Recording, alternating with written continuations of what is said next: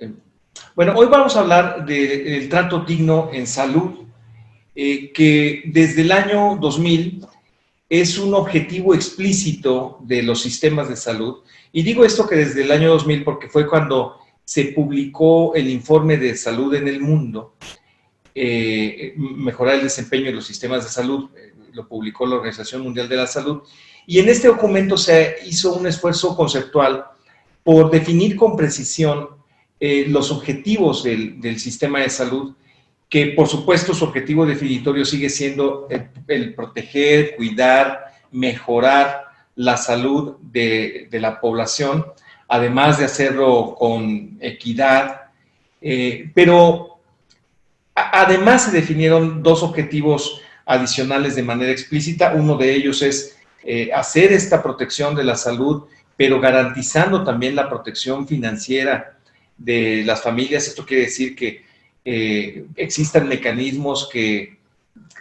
impidan que las familias incurran en gastos que los lleven a la ruina o en gastos que puedan ser excesivos en aras de proteger a su salud. Entonces,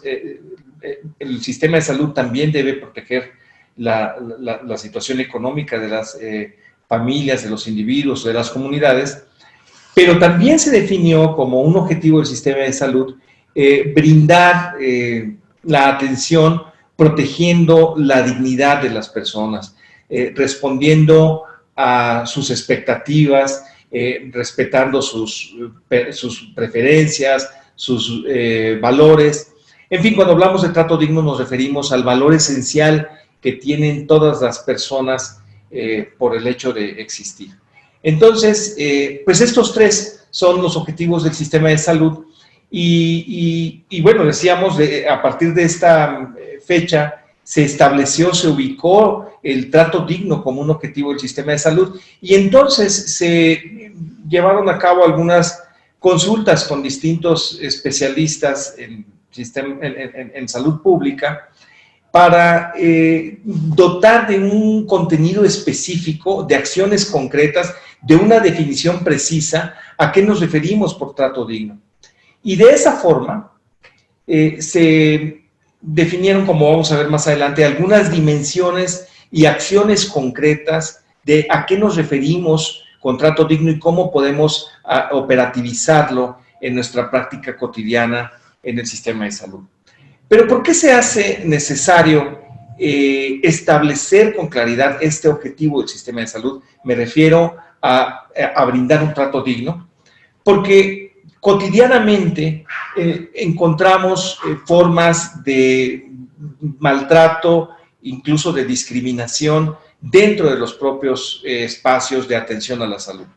Por ejemplo, son comunes prácticas como el regaño, la infantilización de los usuarios o de las usuarias, o negar algunos servicios, o incluso podemos reconocer formas de maltrato incluso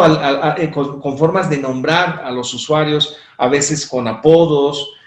con diminutivos que también los infantilizan, o con expresiones que no necesariamente pues expresan un respeto por la dignidad de las personas. También encontramos formas de maltrato cuando se hacen juicios sobre las creencias, por ejemplo, religiosas o valores personales de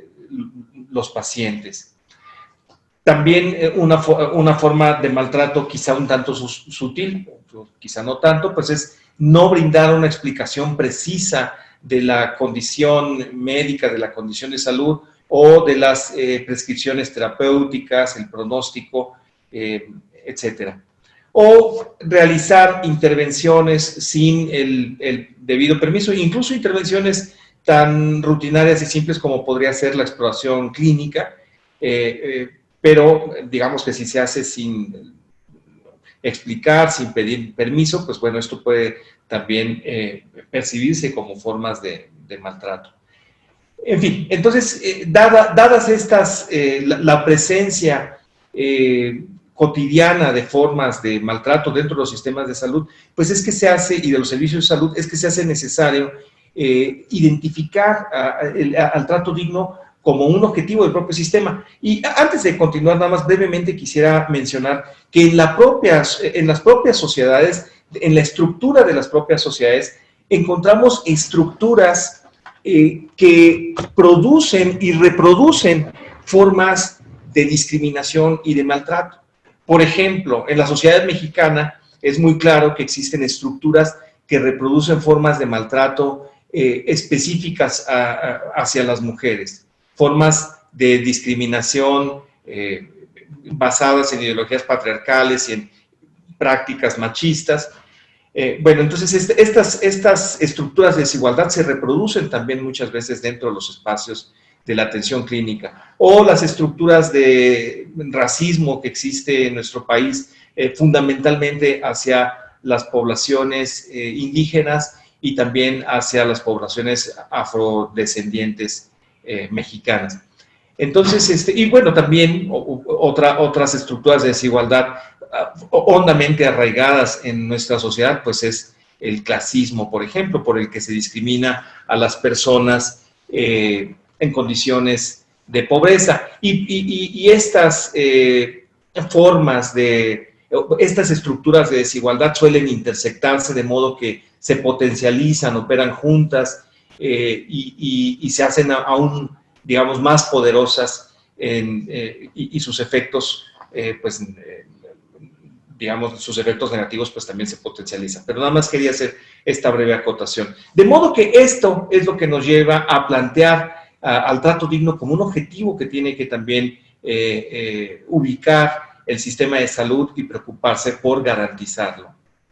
De ese modo, les decía, pues en el informe de la salud en el mundo del año 2000 se establecieron estos objetivos, pero en los siguientes 3 años se siguió trabajando para dotar de contenido específico a este objetivo, también a los otros, pero vamos a hablar del trato digno, y fue así como se definieron 8 dimensiones que ahora vamos a revisar, 4 de ellas fundamentadas en la idea de los derechos humanos y otras 4 fundamentadas en la idea de centrar la atención en los usuarios, en tanto, digamos, no me gusta el concepto de clientes, pero en este momento puede funcionar, en tanto que son las personas a las que va dirigidos nuestros esfuerzos y debemos de garantizar su satisfacción y la aceptabilidad de los servicios. Entonces vamos a empezar hablando de cada una de estas 8 dimensiones, primero las que se fundamentan en la idea de los derechos humanos, empezando por el trato respetuoso. Y esto quiere decir, pues, tratar a todas las personas pues con respeto por su dignidad, ya habíamos dicho, este valor esencial que tienen por el simple hecho de existir y de compartir esta característica esencial de todos los seres humanos, pues el valor mismo de la vida humana. Y de modo que hay que tratar a cada persona, decíamos, con respeto, sin que existan formas de humillación, de maltrato, de discriminación. Y esto lo podemos hacer patente en distintos momentos de la atención clínica, de la atención médica, que va desde el saludo, cómo nos dirigimos a la persona, cómo nos presentamos como prestadores. Hay que tener en cuenta que las personas que acuden a la atención generalmente lo hacen en condiciones de vulnerabilidad. Muchas veces acuden a los servicios de salud pues porque están en una situación límite, no es porque es una actividad que se disfrute, que se busque con una intención recreativa, no, pues se acude porque hay una necesidad en condiciones de vulnerabilidad, muchas veces con incertidumbre, con miedo, y pues bueno, es parte de un trato respetuoso, tratar de eliminar esta incertidumbre, esta zozobra, y decíamos incluso a través de la presentación, por ejemplo, diciendo cuál es nuestro nombre, ¿no? Yo soy fulano, voy a estar a cargo de su atención, o en fin, esos son elementos que contribuyen al trato respetuoso. También aspectos como la escucha activa, la escucha atenta, la escucha interesada. Por supuesto, el mantener una actitud de respeto con hacia los valores de las personas. Y lo enfatizo porque, bueno, yo recuerdo que en mi formación médica llegué a observar de manera sistemática, pues, descalificaciones respecto a las creencias y particularmente creencias de índole religiosa de las personas usuarias de los servicios de salud, justamente en los momentos que se encuentran, digamos, con mayor vulnerabilidad. Bueno, de modo que estos elementos, pues, son importantes de tomar en cuenta al hablar de esta dimensión de trato respetuoso. También, por supuesto, ejercer esta actitud empática hacia los usuarios y también, pues, procurar su comodidad en el sentido más amplio del término. Otra dimensión es la de la autonomía. Y esto quiere decir de procurar que las personas tengan la capacidad de participar plenamente en la toma de decisiones concernientes a su estado de salud. Y es un reto mayúsculo porque, bueno, la relación médico-paciente o la relación entre prestadores de servicios de salud y los usuarios de los mismos es una relación asimétrica, es una relación donde el poder se distribuye de un modo diferente. Por supuesto, el poder lo tiene el prestador de servicios, y hay una asimetría en cuanto al conocimiento, en cuanto a la información, en cuanto a muchas veces a la capacidad de hacer cosas, pues, que favorezcan a la salud del propio paciente. De modo que debemos de procurar establecer espacios que permitan que los usuarios se involucren en la toma de decisiones sobre su propia salud, sobre lo que les concierne en procesos vitales y en procesos íntimos. De modo que, bueno, vamos a ver en la siguiente dimensión que hay que brindar información para que la persona pueda tomar decisiones fundamentadas, pero también hay que crear los espacios propicios, y me refiero, pueden ser espacios físicos, pero también pueden ser espacios de tiempo para que las personas puedan ejercer esta autonomía en la toma de decisiones que conciernen sobre su propia salud, sobre lo que a ellos les conviene, sobre lo que desean, cómo quieren ser tratados, qué tratamiento prefieren. También, entonces, en ese sentido, hay que brindar las distintas opciones que tengamos sobre la mesa con sus pronósticos específicos. En fin, tenemos que brindar esta posibilidad y evitar, digamos, pues, una actitud paternalista de parte de los prestadores de servicios. Y respecto a la autonomía, pues conocemos todos un documento que es el del consentimiento informado, que más allá de ser un trámite burocrático, pues debe de ser un instrumento que nos ayude, que ayude a los usuarios justamente a ejercer esta autonomía. Y en ese sentido también los prestadores debemos de brindar todas las facilidades para que los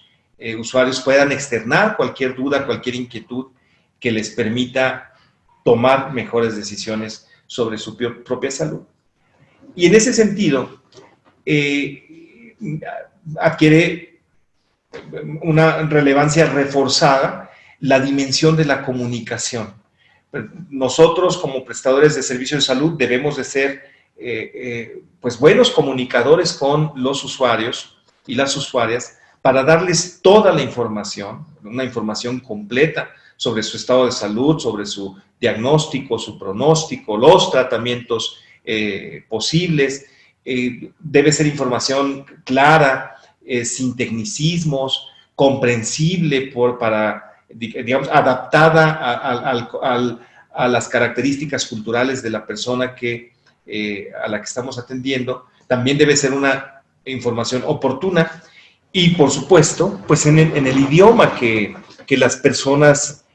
conocen. Y esto cobra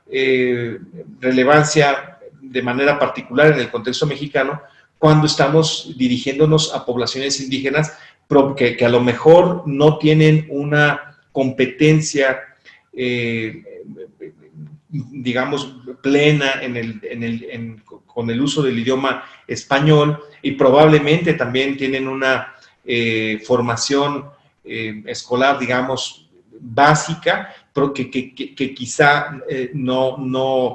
pues, digamos, los tecnicismos médicos son ajenos a su léxico, a su lenguaje. Entonces debemos de buscar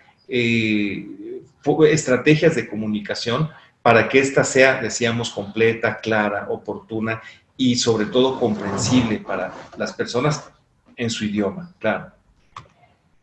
Y la cuarta dimensión relacionada con esta idea de los derechos humanos es la dimensión de proteger la privacidad y la confidencialidad de la información que concierne a la salud de las personas, para que sean los propios usuarios, los propios pacientes, quienes decidan con quién quieren compartir su información y con quién no quieren compartirla. Nosotros no debemos de violar, como prestadores de servicios de salud, esta confidencialidad de la información. No tenemos que estar divulgando ni el estado de salud o de enfermedad, ni los tratamientos a los que se someten las personas, sino debemos de procurar estos espacios de protección al pudor, a la privacidad de las personas, y por supuesto esto debe ser tanto a la vista, si las personas pues tienen que ser atendidas en un espacio seguro que garantice la protección a su intimidad también, y a la escucha de sus condiciones de salud. De modo que la atención debe estar personalizada y proteger este elemento de intimidad de las personas. Por otro lado, están estas otras 4 dimensiones del trato digno centradas en satisfacer a los usuarios en tanto consumidores de los servicios de salud, empezando por la atención pronta, para que la espera de los servicios de salud no sea una molestia adicional al propio problema de salud que de por sí tienen. Imaginemos, por ejemplo, una persona que acude a los servicios por algún dolor, un dolor abdominal, un dolor de muela, un dolor de cabeza, un dolor renal. Bueno, no, hay que procurar que la espera no sea un tormento adicional, porque muchas veces puede realmente ser, la espera puede ser tormentosa, o con una persona que tiene una crisis de ansiedad, un ataque de pánico, decíamos, un dolor, o en fin, o en los casos extremos como pueden ser las urgencias que ponen en peligro la vida de las personas. Bueno, allí no hay prácticamente lugar para la espera. Entonces, la atención pronta empieza desde que haya disponibilidad de los recursos con los que vamos a atender, empezando por el personal de salud, ¿no? Tiene que haber personal disponible. Sabemos, por cierto, que no siempre es la realidad de nuestros servicios de salud ni del sistema de salud en su conjunto. Sin embargo, pues aquí estamos hablando del deber ser, pues. Decíamos, es un objetivo el sistema de salud garantizar el trato digno, y estas son las dimensiones que incluyen este componente de trato digno. Entonces decíamos, en primer lugar, los recursos tienen que estar disponibles y tienen que existir las condiciones de acceso de manera libre, sin mayores barreras. Por ejemplo, de nada o de poco sirve que exista un servicio, digamos, de urgencias, si en la entrada del servicio es muy difícil traspasarlo porque la puerta está cerrada con candado y hay vigilantes que cierran la puerta de manera pues contundente, ¿no? Esto no es práctico para los usuarios, de modo que eso puede representar una barrera para la atención. También debemos implementar otros otras estrategias que contribuyan a la prontitud de la atención, como el establecer sistemas de referencia y contrarreferencia, que además garanticen la continuidad de la atención a través de distintos niveles, incluso a través de distintas instituciones, como en nuestro caso podrían ser instituciones de la seguridad social, como el IMSS o el ISSSTE, o instituciones que brindan atención a la población sin seguridad social, pero de repente tenemos referencias incluso cruzadas, como podría ser el caso de las referencias de alguna complicación obstétrica, en la que sabemos que en nuestro país existe un marco normativo para que las urgencias obstétricas sean atendidas en cualquier institución y deben de existir mecanismos que garanticen la continuidad de la atención, decíamos, a través de niveles de atención, pero también entre instituciones. Y, por supuesto, la continuidad y la integralidad de la atención con la calidad requerida. Y esto también demanda que tengamos equipos de trabajo capacitados con las competencias para brindar esta atención pronta de manera continua e integral. La sexta dimensión del trato digno tiene que ver con el acceso de los usuarios a sus redes de apoyo social, sobre todo, en todo el continuo de la atención, pero sobre todo cuando se encuentran hospitalizados. Y decíamos que las personas que acuden a los servicios de salud, particularmente por servicios hospitalarios, pues lo hacen en condiciones de una vulnerabilidad extrema, con zozobra, con incertidumbre, con miedo, a veces con un miedo muy profundo, porque se puede temer incluso la pérdida de la propia vida, el dejar a los hijos en la orfandad, o a los padres, los hermanos, los amigos, la familia. Además, también la hospitalización implica un desarraigo total, donde a veces no se tiene, por supuesto, el acompañamiento que se requiera no solamente para el apoyo de aspectos muy prácticos como el aseo y la alimentación, sino para la asistencia espiritual, por ejemplo. De modo que que las personas tengan la posibilidad de estar acompañados por las personas que son significativas en su vida y para que puedan desarrollar algunas prácticas también significativas en su vida, como podrían ser las prácticas espirituales, por ejemplo, y también el mantener la convivencia familiar, la convivencia con los amigos, la convivencia, pues repito, con las personas que son significativas, pues este es un elemento que tiene un significado profundo, e incluso lo podríamos también analizar en los propios efectos que este tipo de acompañamiento puede tener en la propia condición de salud de las personas. Digo, sin embargo, ese es un campo del cual yo no soy especialista, pero sabemos que también este tipo de acompañamiento puede beneficiar la propia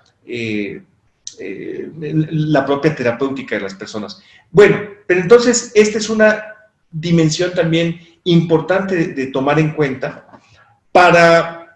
tratar de pensar de repente cómo podemos hacer las adaptaciones que requiera nuestro servicio, de modo que sea posible permitir este acompañamiento y acceso a las redes de apoyo social de las personas. Sabemos que no en todos los servicios esto es posible. Por ejemplo, en el contexto de la emergencia por la pandemia de COVID, bueno, no es muy complicado o fue muy complicado que hace algunos meses, cuando tuvimos los momentos más difíciles de la emergencia, pudiera haber un acompañamiento estrecho de los familiares de pacientes que estaban gravemente enfermos con COVID y que a lo mejor tuvieran que ser intubados o que estuvieran inconscientes o que fueran sedados. Bueno, el acompañamiento en esas circunstancias podría ser muy difícil. Sabemos que hubo esfuerzos muy notables también para tratar de lograr este acompañamiento, por ejemplo, con el uso de medios electrónicos, a través de teléfonos o tabletas, en fin. Bueno, sin embargo, aunque no en todo momento esto podrá ser posible, sí debemos tener presente esta dimensión y procurar en la medida de lo posible que pues, garantizar este acceso a las redes de apoyo de las personas. La penúltima dimensión, pues, tiene que ver con, también está muy vinculada a la autonomía y tiene que ver con la posibilidad de que las personas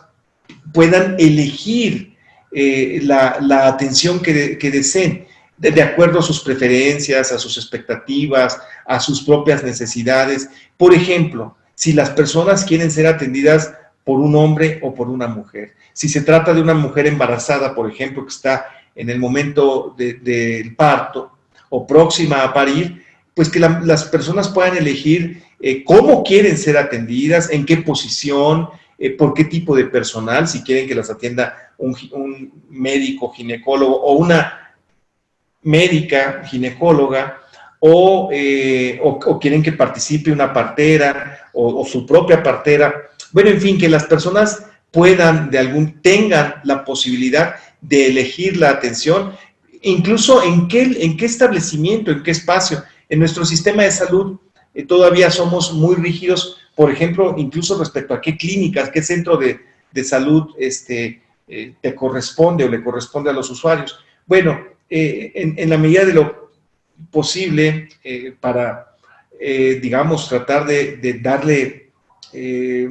una mayor profundidad a la idea, a esta idea y a este objetivo del trato digno, pues también quisiéramos que las personas tuvieran la posibilidad de elegir distintos aspectos que conciernen a su atención. Y finalmente, también importa la calidad de la infraestructura, la calidad de las instalaciones y de los servicios, por ejemplo, en aspectos tan básicos como la seguridad de las propias instalaciones y los propios recursos con los que se nos atiende, la limpieza, la higiene de los mismos, las condiciones de confort y también la calidad de servicios como los de alimentación o los de albergue para el propio paciente, pero incluso también para las personas que le acompañan. Bueno, de manera general, esta es la idea de proteger este objetivo del sistema de salud, que es perdón, quise decir, de garantizar este objetivo, que es el de trato digno, y mediante estas 8 dimensiones que aquí hemos revisado y que espero que susciten alguna reflexión y que sean de utilidad para la audiencia. Muchas gracias.